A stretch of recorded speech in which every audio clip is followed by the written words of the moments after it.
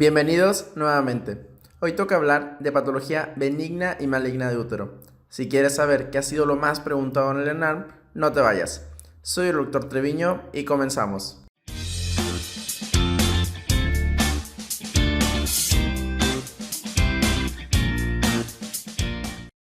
El primer tema del que hablaremos es la miomatosis uterina. Es la neoplasia benigna más frecuente del tracto genital femenino.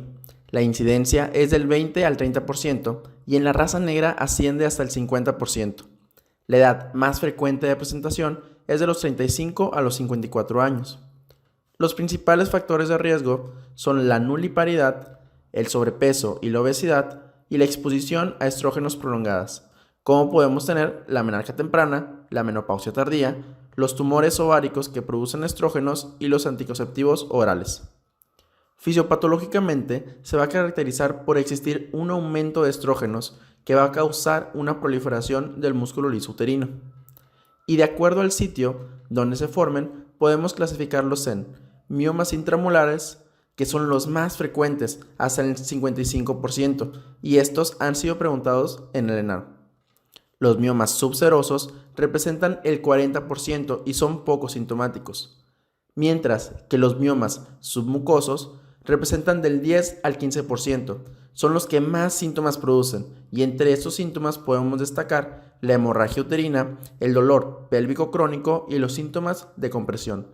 También estos miomas han sido preguntados en el ENARM. Uno de los aspectos clásicos y preguntados son los cambios degenerativos que presentan los miomas. De ellos podemos destacar la degeneración hialina, la cual es la más frecuente y va a suceder en el 65% de los miomas, principalmente en los miomas subserosos.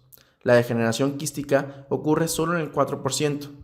La degeneración calcificada es propia de la mujer posmenopáusica y va a ocurrir del 4 al 10%. La degeneración roja es la más frecuente que se va a presentar en el embarazo. Cursa con necrosis del mioma, lo que puede llegar a producir dolor en la paciente. Esta degeneración ha sido preguntada en el examen nacional.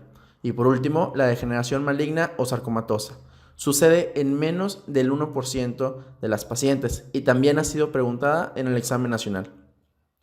Para poder hacer el diagnóstico de miomatosis, nos apoyaremos del ultrasonido transvaginal, el cual es un estudio muy útil porque presenta una sensibilidad de hasta el 85%, principalmente en miomas mayores de 3 centímetros. Y en casos de que el ultrasonido no sea concluyente, se recomienda realizar histeroscopia o resonancia magnética.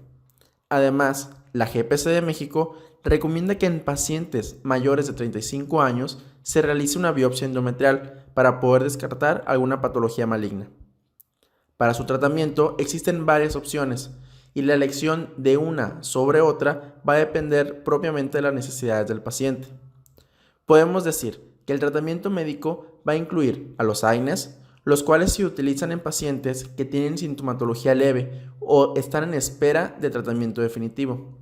La medroxiprogesterona o el DIU-levonorgestrel, estos propiamente no van a reducir el tamaño, pero sí son muy útiles cuando la paciente se queja por el abundante sangrado.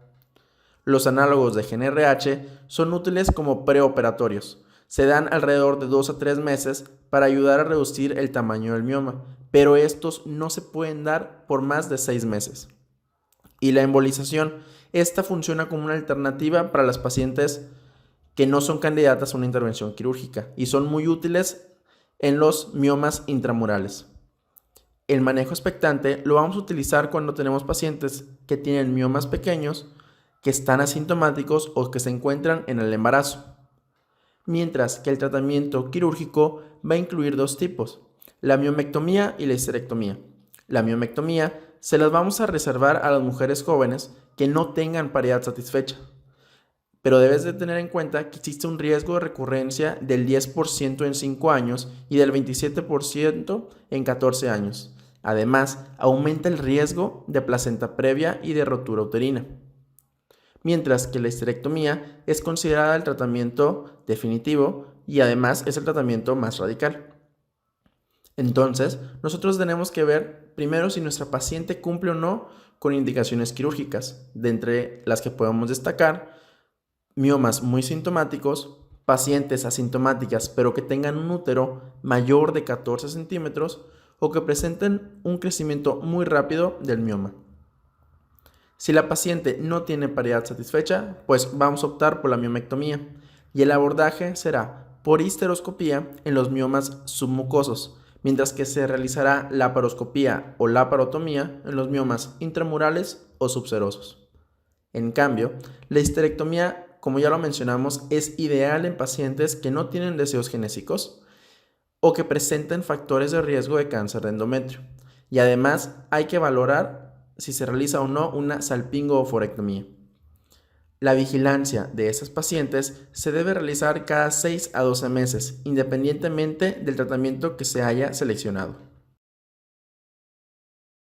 Pasamos ahora a los pólipos endometriales. Son protrusiones benignas del endometrio. Es la causa más frecuente de metrorragia en la menopausia y se presentan principalmente en mujeres de 30 a 60 años. Y mucha atención con lo siguiente. Si bien la transformación maligna ocurre en menos del 5%, hasta el 10 al 30% de los pólipos se asocian a un adenocarcinoma de endometrio, por lo que se les debe realizar a estas pacientes histeroscopia más biopsia. El tratamiento es con la extirpación quirúrgica del pólipo o polipectomía. La hiperplasia endometrial es un crecimiento excesivo causado por un aumento de estrógenos, ya sea de forma endógena o exógena, pero que no va a estar contrarrestado por la acción de los progestágenos. Se debe sospechar en las pacientes posmenopáusicas que tengan obesidad, con antecedentes de infertilidad o nuliparidad, que tengan una historia familiar de cáncer de endometrio o cáncer de colon. Si sabes a qué síndrome se hace referencia, ponlo en la sección de comentarios.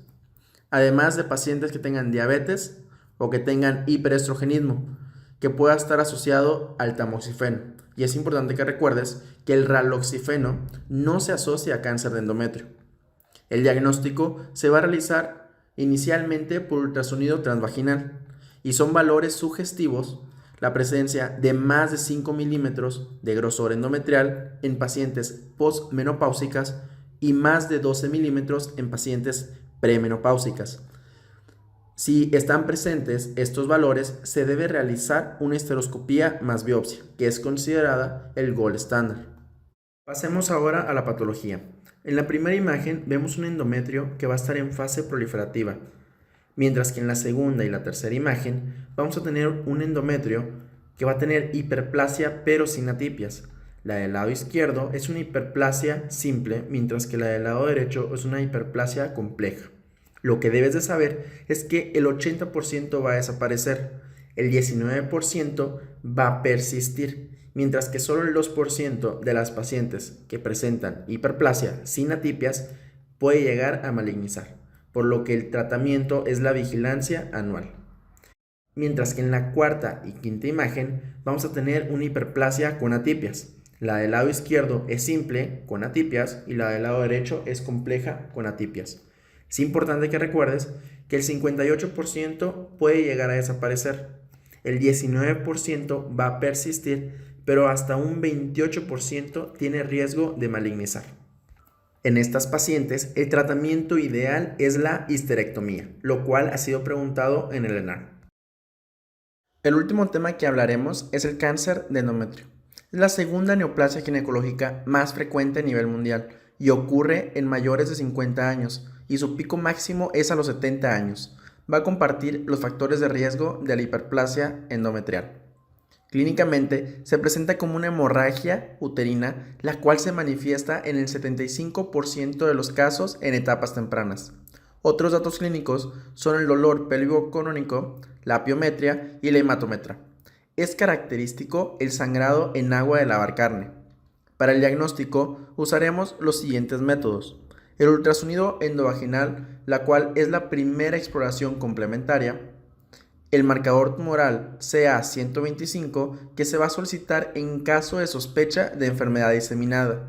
Y el estándar de oro va a ser la biopsia endometrial, la cual se puede realizar por histeroscopia, por legrado uterino o por las cánulas de Pipelle o Novak.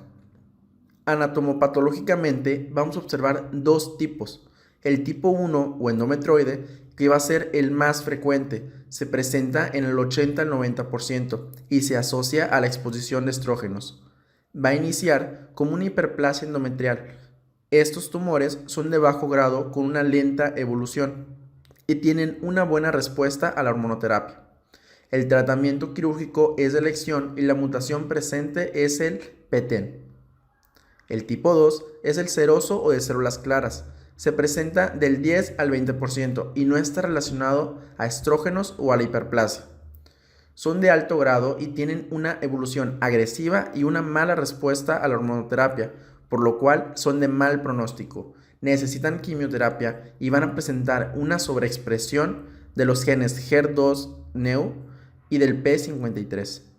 De acuerdo a la FIGO, existen grados de crecimiento sólido y los estadios de cada tumor. En los grados de crecimiento sólido vamos a tener que el grado 1 es un cáncer que tiene un crecimiento sólido menor del 5%, mientras que los del grado 2 tienen un crecimiento sólido del 6 al 50%, y los del grado 3 es más del 50%. En relación a los estadios, vamos a tener que el 1 va a ser aquel que está confinado al cuerpo uterino y el tratamiento va a ser la cirugía, mientras que el estadio 2 va a ser aquel que invade al estroma cervical, pero no va a rebasar ningún lado del útero y el tratamiento es igual, es por cirugía. Los grado 3 son los que tienen una extensión local como la serosa uterina o a los anexos, a los parametrios o que tienen una extensión regional como a la vagina. Aquí el tratamiento va a ser con radioterapia más cirugía más quimioterapia, dependiendo de las características del paciente. Y ya para el estadio 4, que va a ser aquel de enfermedad diseminada, el tratamiento va a ser una cirugía paliativa más radioterapia, quimioterapia u hormonoterapia. Es importante que recuerdes que la cirugía va a consistir en una histerectomía extrafacial con salpingo o forectomía bilateral. Además, se va a realizar lavado peritoneal, linfadenectomía pélvica bilateral y paraórtica. Y en el caso de que el cáncer reporte una estirpe de células claras, seroso, papilar o indiferenciado, se debe de agregar omentectomía y toma de biopsias peritoneales y de la cúpula diafragmática. De acuerdo al riesgo que tenga de recidiva, vamos a clasificarlos en bajo, intermedio o alto para poder definir cuál va a ser el tratamiento adyuvante necesario. Los de bajo riesgo son los tipo 1 que van a ser estadios 1A, grado 1 y grado 2. Estos no van a precisar tratamiento adyuvante. Los de riesgo intermedio, que son los que se muestran, van a precisar de radioterapia pélvica, mientras que los de riesgo alto, porque confieren mucho riesgo a recidivar, van a precisar de radioterapia más quimioterapia. Cerraremos el video de hoy con un perfil ENAM. El caso nos habla de una paciente en etapa postmenopáusica que acude por sangrado transvaginal. Nos muestra dentro de sus antecedentes el cáncer de mama. Y aquí te dejaré un tip muy importante. En el ENAM, cada palabra está puesta por una razón, ya sea de forma distractora o para ayudarte a resolver el caso. Entonces, es probable que la paciente haya utilizado tamoxifeno. Además, te ponen otros factores de riesgo, como la nuliparidad y la obesidad. Con esto, se puede definir o diagnosticar la hiperplasia endometrial o el cáncer de endometrio. Y las preguntas clásicas de ambas patologías son: ¿cómo haces el diagnóstico inicial? Que ya sabemos que es con un ultrasonido. ¿Cómo haces el diagnóstico de confirmación? Que se hace con biopsia más algún método para tomar la muestra. ¿Y cómo vas a dar el tratamiento definitivo? Que en este caso es la histerectomía. Con esto terminamos el video. Si tienes alguna duda, déjala en la sección de los comentarios. En la descripción vas a encontrar un link para adquirir el material extra de estudio. Si te ha gustado el video, presiona el pulgar arriba y si no quieres perderte los próximos videos, suscríbete. Nos vemos, hasta la próxima.